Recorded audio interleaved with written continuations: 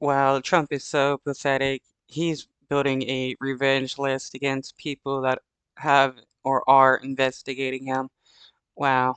Donald Trump currently faces legal peril on multiple fronts, and the strategy he often uses to tackle these issues is not a secret. He makes his enemies the enemies of his followers. He attacks them in public, he tries to ruin their careers, sometimes he even defames them. That is the Trump playbook, and it has been for years.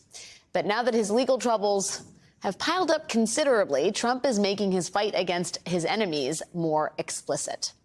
In new reporting today, Rolling Stone magazine details how Trump is trying to go after the FBI and the Justice Department agents who are currently investigating him.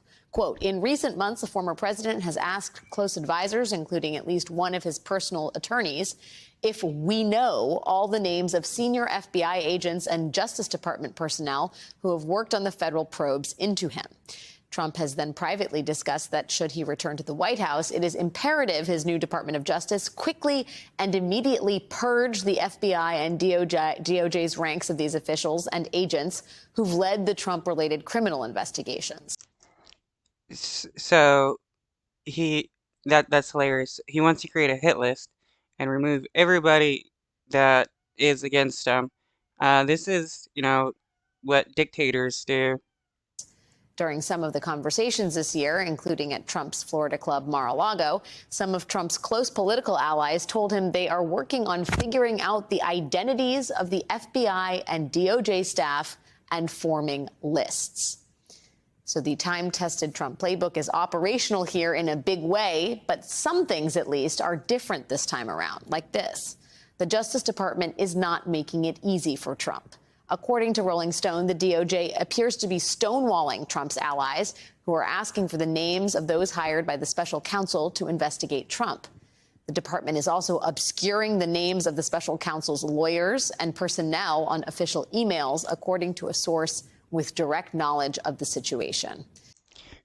So, since right-wingers hate the weaponization of the government, they should all be against Donald Trump trying to weaponize the government in his favor. Joining us now is someone who knows exactly what it is like to be a personal target of Donald Trump, former FBI agent Peter Strzok. Not only was he removed from the special counsel's Russia investigation back in 2017, but he was later fired from the FBI after more than 20 years of service. Peter, it's great seeing you. Thanks for being my guest this evening. There's really no better person to speak with. Does this reporting feel like vindication for you in your search to find out exactly what happened here, get to the bottom of your firing? Is it proof that Trump has a kill list? Well, Alex, I don't know that I'd call it vindication. It's certainly confirmation that what Trump did in the end of his last administration, he's absolutely going to come back with full vengeance the next time around. I mean, it's hard for me to overstate what an assault on the rule of law this is. It's essentially somebody who is running for president saying, if you dare investigate me, I'm going to fire you. And there is nobody out in America who should, this is something out of a banana republic. There is no person above the law, but clearly this is something that Trump is saying, trying to proactively identify people who are working on investigations related to him and saying years out from his presidency, I'm going to fire these people as soon as I can, if and when I regain power. So it is absolutely. Though this is something that right-wingers have been talking about for a while.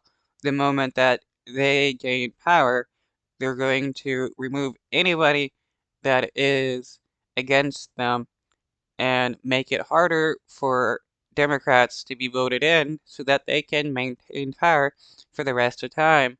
Absolutely something we saw him doing, as you indicated, me, folks like Director Comey, Deputy Director Andy McCabe, other folks who were fired very much saw this in action. And Trump has doubled down, saying, yes, I've done it, like he frequently does. He goes up to the line. When he sees no resistance at that line, he just pushes forward. So I'm deeply worried about what happens in a future Trump administration to all these folks who are working day and night with Special Counsel Jack Smith and others to try and hold Trump to account for his potentially illegal acts. Yeah, I mean, I think it's probably not just about a second Trump term, too. It could just be marching orders for the current Republicans who are running committees in Congress. We know that effectively doing Trump's bidding are Jim Jordan, who is chair of the House Judiciary Committee, is trying to get Alvin Bragg up to the Hill. We know that the House Oversight Committee chair has decided to hold the FBI director, Trump's FBI director, Christopher Wray, in contempt of Congress. I mean, there are very real consequences